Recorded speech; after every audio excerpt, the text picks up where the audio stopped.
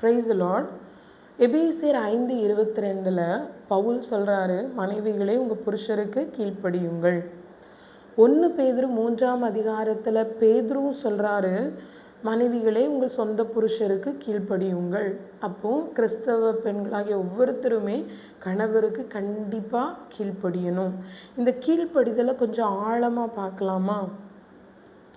ஆதியாகமம் 12வது அதிகாரத்தில் 12ஆம் வசனத்துலேருந்து 20ஆம் வசனம் வரைக்கும் வாசிங்கன்னா, ஆபிரகாம் தன்னுடைய உயிருக்கு பயந்து தன்னுடைய மனைவி அழகாக இருக்கிறதுனால தான் போகிற தேசத்தில் நாங்கள் 2 பேரும் ஹஸ்பண்ட் அண்ட் ஒய்ஃப், அதாவது கணவன் மனைவி அப்படின்னு சொன்னால் தன்னுடைய மனைவியை அபகரிக்கிறதுக்கு என்ன கொன்று போட்டுருவாங்களோ அப்படின்னு பயந்து அவர் என்ன சொல்லுவார்னா, மனைவி கிட்ட சொல்லுவார், நீ எங்கே போனாலும் என்னை உன்னுடைய சகோதரன்னு சொல்லு அப்படின்னு சொல்லியிருப்பார். ஆனால் இந்த ஆதியாகமம் 12வது அதிகாரத்தில் 12வது வசனத்தில் இருந்து 20 வரைக்கும் வாசனா தெரியும், ஆபிரகாம் தான் சொல்லுவார் சாராளை பார்த்து, இவ என்னுடைய சகோதரி. அந்த இடத்துல சாராள் வாயே திறக்க மாட்டாங்க. ஆனால் சகோதரின்னு சொன்னாலும் என்ன பண்ணிடுவாங்க, தூக்கிட்டு போயிடுவாங்க. இது ஒரு இன்சிடென்ட். அதுக்கப்புறம் ஆண்டவர் தலையிட்டு சாராளை மீட்டு ஆபிரகாம் கிட்ட கொடுப்பாங்க. அதற்கப்புறம் ஆதியாகமம் 20வது அதிகாரத்தை எடுத்து வாசிச்சோன்னாலும் கேராரின் ராஜா அபிமெலேக்கு அவரும் என்ன பண்ணுறாரு, சாராளை அழைப்பிப்பார்,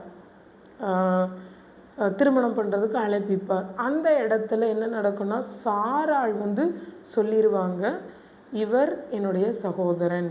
முதலாவது இடத்துல சாராள் சொன்னதாக எழுதப்படலை வேதாகமத்தில். ஆதியாகமம் 12வது அதிகாரம் எடுத்து வாசிச்சோன்னா ஆபிரகாம் தான் சொல்கிறார், அவள் என்னுடைய சகோதரின்னு. சாராள் வாய் திறக்கவே இல்லை. ஆனால் இந்த இடத்துல பார்த்தீங்கன்னா சாராள் வாயை திறந்து சொல்லிடுறாங்க, அவர் என்னுடைய சகோதரன். இது எங்கே எழுதப்பட்டிருக்கு அப்படின்னா, அபிமெலேக்கை ஆண்டவர் எச்சரிப்பார், சாராளை நீ தொடக்கூடாது அப்படின்னு சொல்லும்போது அவர் ஆண்டவர்கிட்ட திரும்ப சொல்லுவார், இவளும் அவனை தன்னுடைய சகோதரன் என்கிட்ட சொன்னாளே அப்படின்னு ஆண்டவர்கிட்ட அவர் பிரதியுத்தரம் சொல்லுவார். அதற்கப்புறம் அந்த அதிகாரத்தின் முடிவில் பார்த்தோம் அப்படின்னா, அபிமெலேக்குனால சாராள் கடிந்து கொள்ளப்படுவாள். இது இங்கிலீஷில் பார்த்தோன்னா அவளோட இன்னசென்ஸ்க்காக அவள் கடிந்து கொள்ளப்படுவாள்.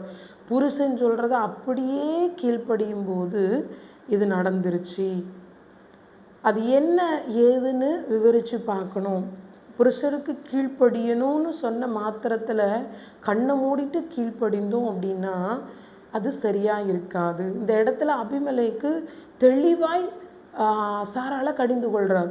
இதோ இந்த வெள்ளிக்காசை வச்சுக்க, இது உன் முகத்துக்கு முக்காட்டுக்கு ஆவதாக, உன் சகோதரனுக்கு நான் இதை கொடுக்குறேன் அப்படின்னு சொல்லி அவளுடைய இன்னசென்ஸ், வெகுளித்தனம், புருஷன் சொல்லிட்டாரு எங்கே போனாலும் சகோதரின்னு தான் சொல்லணும்னு சொன்ன உடனே அப்படியே கீழ்ப்படிந்ததுனால இப்படிப்பட்ட கடிந்து கொள்ளுதல் சாராளுடைய வாழ்க்கையில் நடந்தது.